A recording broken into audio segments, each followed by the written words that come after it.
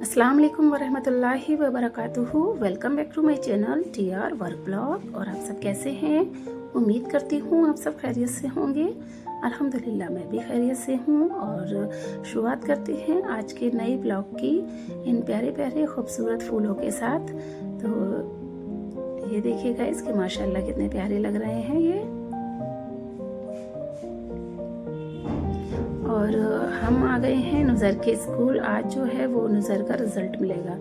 तो सुबह मॉर्निंग का ही टाइम है, जल्दी का टाइम रखा गया है 8:30 से 10:30 का। तो इसलिए हम जो है आज अक़दस को लेकर नहीं आए। हमने सोचा कि अगर अक़दस को लेकर आएंगे तो काफ़ी टाइम हो जाएगा, क्योंकि अक़दस को फिर जल्दी भी उठाना पड़ेगा, उन्हें रेडी भी करना पड़ेगा।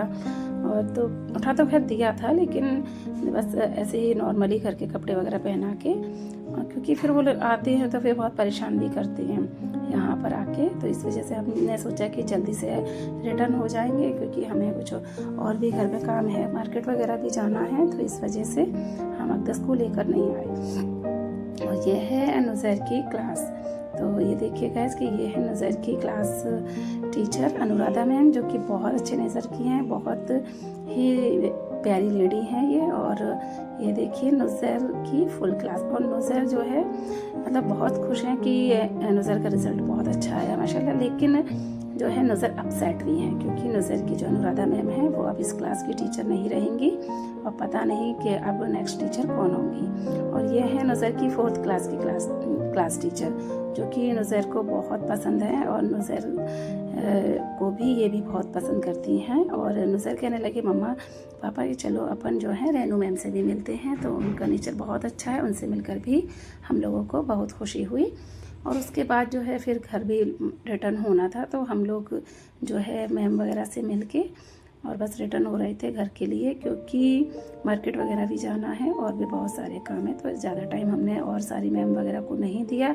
तो यहाँ पर जो है वो कुछ सेल्फ़ी पॉइंट भी बने हुए थे। तो नुज़र से हमने कहा कि तुम ले लो, तो नुज़र को तो अच्छा नहीं लगता ये सब, लेकिन फिर भी जो है नुज़र को बोलने पर नुज़र एग्री हो गए। और ये देखिए गाइस कि नुज़र कितने प्यारे लग रहे हैं माशाल्लाह। और काफ़ी पेरेंट्स थे जो अपने अपने बच्चों के यहाँ सेल्फ़ी पॉइंट पर अपनी अपनी पिक्स ले रहे थे। तो ये देखिए गाइस कि ये कार कितनी प्यारी लग रही है।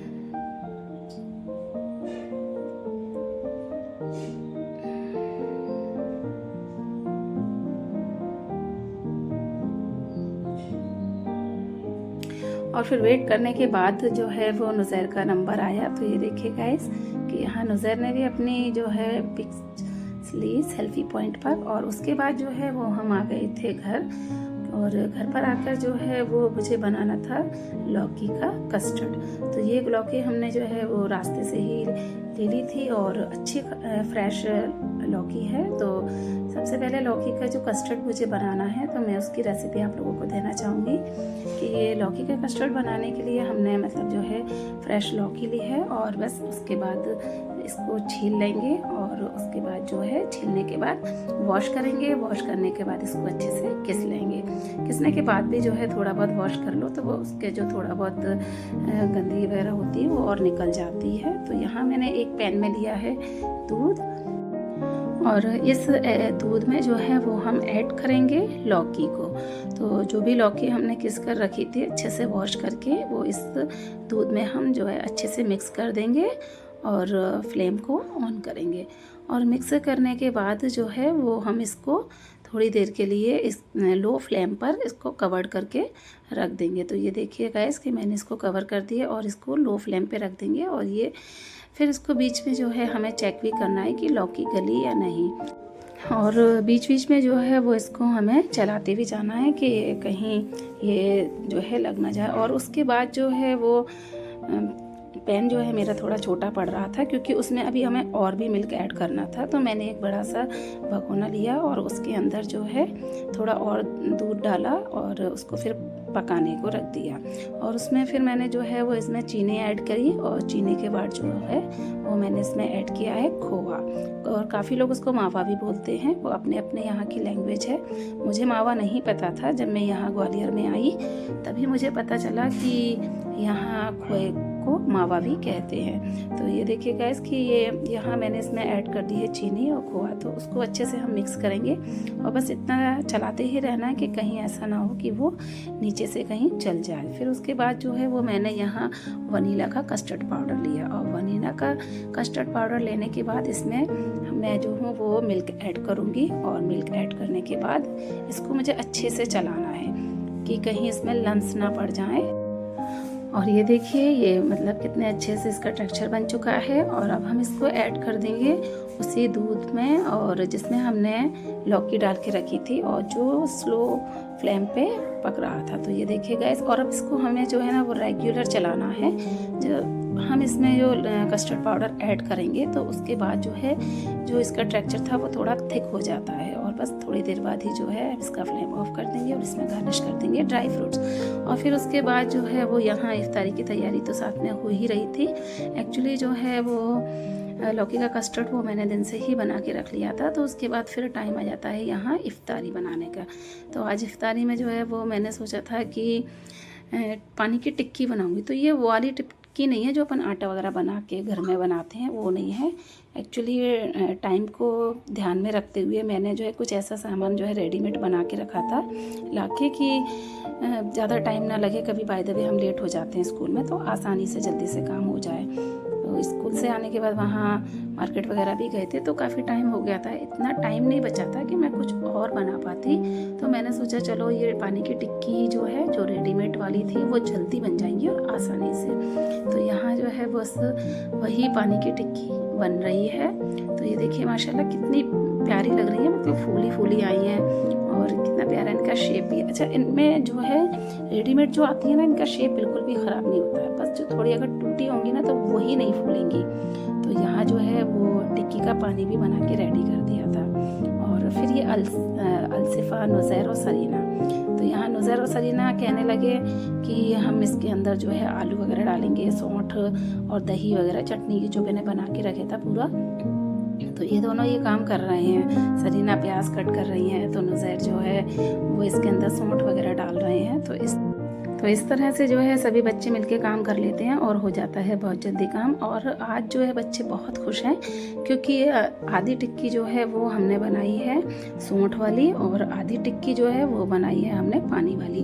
तो पानी की टिक्की और ये सौंठ की टिक्की तो सभी को मोस्टली पसंद रहती है। तो बच्चे बहुत खुश हैं कि अरे वाह, आज तो पानी की टिक्की खाने को मिलेगी और सौंठ भी। तो ये एक नेमत भरा और रहमत भरा महीना है रमज़ानुल मुबारक का, क्योंकि हम पूरे साल जो है वो इतनी सारी नेमतें एक टाइम में बैठ के नहीं खा पाते, ना पर डे खा पाते। कभी आज खा लिया हमने कुछ चीज़ बना के या नहीं भी खा पाते हैं, ना बना पाते। लेकिन अल्लाह पाक ने इतनी रहमतों और नेमतों वाला ये महीना बनाया है कि इस महीने में हर घर में एक से एक नेमतें बनती हैं और एक से एक नेमतें हम और आप सब खाते हैं जो अल्लाह पाक ने नेमतें बनाई हैं। लेकिन जब हम सब लोग जो है रोज़ा रखते हैं दिन भर और रोज़ा रखने के बाद जो है वो इफ्तारी लगती है और वो एक ऐसा टाइम होता है कि उस वक्त जो है कभी भी दुआ रद्द नहीं होती है। तो हमें और आपको बस एक यही बात का ख्याल रखना है कि इफ्तार से पहले ही अपना सारा सामान जो है जो खाना वगैरह सब बना के रेडी रख लें और उसके बाद जो है वहाँ बैठकर कुछ टाइम दुआ ज़रूर करें। ये दुआ का एक इस तरह से मिसाल दी गई है कि जिस तरह से एक मज़दूर पूरे दिन मज़दूरी करता है और शाम को आके क्या होता है उसको उसका पैसा मिलता है। तो इसी तरह से हम रोज़ेदार हैं कि अगर जब हम पूरे दिन रोज़ा रखते हैं और शाम को जब हम इफ्तारी सामने रखते हैं तो उस टाइम पे हमें हमारी मज़दूरी मिलती है। और हमारी मज़दूरी क्या है? हमारी मज़दूरी वो है कि हम जो दुआ मांगते हैं अल्लाह पाक हमारी दुआ को कबूल कर दे। तो इसलिए हमें जो है वो इस टाइम पे हमेशा ज़्यादा से ज़्यादा ये कोशिश करनी चाहिए कि हम जल्द से जल्द जो है वो दस्तरखान के पास बैठ जाएं और अपनी दुआएं अल्लाह पाक से रो रो के कबूल करवाएं कि अल्लाह पाक हमारी जो है वो दुआएं आप कबूल फरमाना। सबसे पहले तो बस ये है, और दुआ तो हम पूरे महीने मांगते रहते हैं, हमें ये चाहिए, हमें वो चाहिए, हमें ऐसा चाहिए, वो वैसा चाहिए। लेकिन एक जो अपने रोज़े की दुआ कि अल्लाह पाक हमारा रोज़ा कबूल फरमाना। हमारा रोज़ा जो आज हमने दिन भर जो रोज़ा रखा उसमें अगर कुछ कमियां हो या हमसे जाने अनजाने में कुछ ऐसी गलतियां हो गई हैं, कुछ अपनी ज़बान से कुछ ऐसा निकल गया हो जो कि हमने ध्यान नहीं दिया है। वैसे तो रोज़े में मोस्टली इंसान जो है ध्यान ही रखता है कि हमारे साथ कुछ भी ऐसा गलत ना हो जाए, हम कुछ भी गलत ना बोल दें कि हमारा रोज़ा जो है वो मकरूह हो जाए। तो इसलिए इस तरह की दुआ हमें ज़रूर करना चाहिए रोज़े के टाइम पे, यानी कि इफ्तार के टाइम पे। तो मैं बस सबसे यही कहना चाहूँगी कि इस बात का ख़ास ख्याल रखें, क्योंकि पूरे महीने हम सब कुछ ना कुछ मांगते रहते हैं, लेकिन सबसे पहली दुआ हम यही करें कि अल्लाह पाक हमारा रोज़ा जो है वो पूरा हो और उसमें अगर कुछ भी गलतियां हो उस गलती को हमारी माफ़ करना। और बस इस तरह से इफ्तारी वगैरह करने के बाद और नमाज़ पढ़ने के बाद फिर वही टाइम आता है हमारे खाना बनाने का। तो आज जो है वो मैं बना रही हूँ अंडे आलू या कोई भी सब्जी हो। सब्जी तो बस बहुत ही कम बन रही है, तो आज जो है वो बस मैंने 2 आलू लिए हैं, ज़्यादा नहीं। और अंडे तो जो है वो भाई ज़्यादा ही रखने होते हैं। और नुज़ैर तो जो है ये फ्राई वाले खा लेते हैं, बस अकदस नहीं खाते। तो अकदस के लिए मैंने 1 अंडा जो है वो उठा के रख दिया है। और उनका ऐसा नहीं है कि अकदस खाएं ही, ऐसा कुछ नहीं है, वो उनके मन के ऊपर है खाएं या नहीं खाएं। और अंडे जो है वो मैंने उनको फ्राई करने के बाद यहाँ मैं फ्राई कर रही हूँ आलू।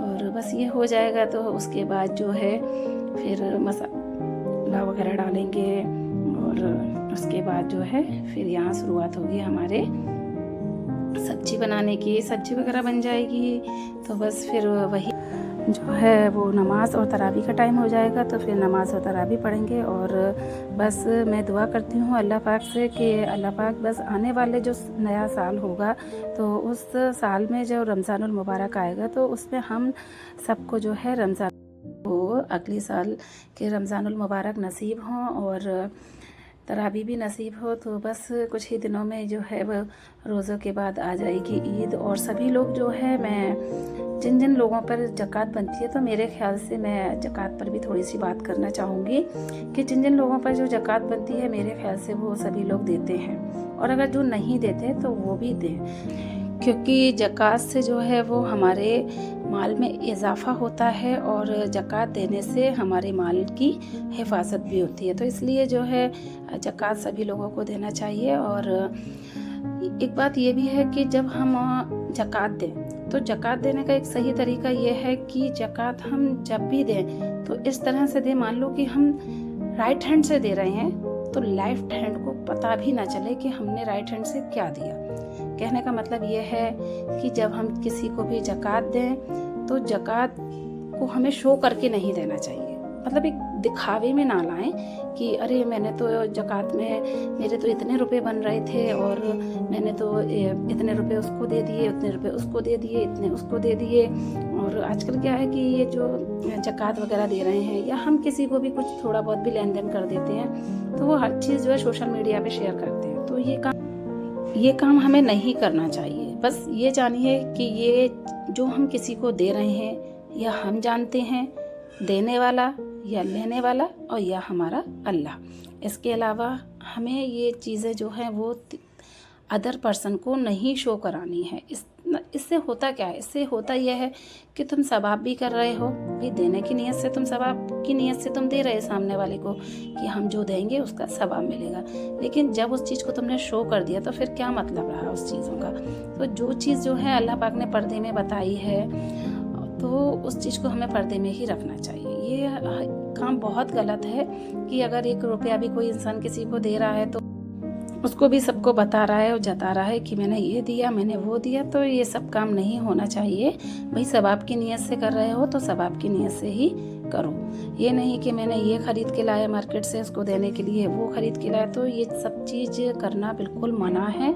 इस चीज़ों से बचें और इस तरह के काम ना करें। अगर हम सवाब की नीयत से कर रहे हैं तो बिल्कुल इन कामों को ना करें और इन बातों का ख़ास ख्याल रखें कि हमें इस तरह का कोई काम नहीं करना है कि इतने का हमें सवाब ना मिले और इतने का हमें गुनाह मिल जाए। अगर ऐसी बात होती बताने करने की तो अल्लाह पाक ज़रूर फरमाते, ज़रूर बताते कि आप सब लोगों को बताइए, दिखाइए। लेकिन उन्होंने ऐसा कुछ नहीं बताया। उन्होंने उन्होंने खुद फरमाया है कि हम जब राइट हैंड से दे रहे हैं तो लेफ़्ट को पता ना चले, और हम जो है वो सबको बता रहे हैं कि भाई हमने ये दिया, हमने वो दिया। तो इस बातों का जो है वो छोटी छोटी सी बातें, इन चीज़ों का ख्याल रखें। और अब जो है वो सब लोग आ चुके थे घर पर नमाज़ पढ़ने के लिए। जो हमारी बड़ी सास की बहुएँ और उनकी पोतियाँ वगैरह आती हैं ना, तो वो जैसे ही अज़ान हो जाती है उसके बाद सब लोग आ जाती हैं। और यहाँ सभी लोगों ने जो है मिलकर जानमाज़ वगैरह भी बिछा ली है, और बस एक एक करके जो है सभी लोग आ जाएंगे नमाज़ पढ़ने के लिए। और एक दूसरे का वेट भी कर लेते हैं, क्योंकि कहीं ऐसा ना हो वो छूट जाए। तो जानमाज़ बिछा के वज़ू करने के बाद सब लोग आ जाएंगे, और फिर हम सब लोग मिलकर यहाँ इशा की नमाज़ और तरावी अदा करेंगे। और वीडियो बनाने में अगर जो भी कुछ गलती हुई है तो गलती को माफ़ करें और दुआ में याद रखें। और अगर आप लोगों को मेरा ये वीडियो पसंद आया हो तो वीडियो को लाइक और चैनल को सब्सक्राइब करें। मिलते हैं इंशाअल्लाह एक और न्यू ब्लॉग के साथ। तब तक के लिए अस्सलाम वालेकुम, अल्लाह हाफ़िज़ एंड शब ब खैर।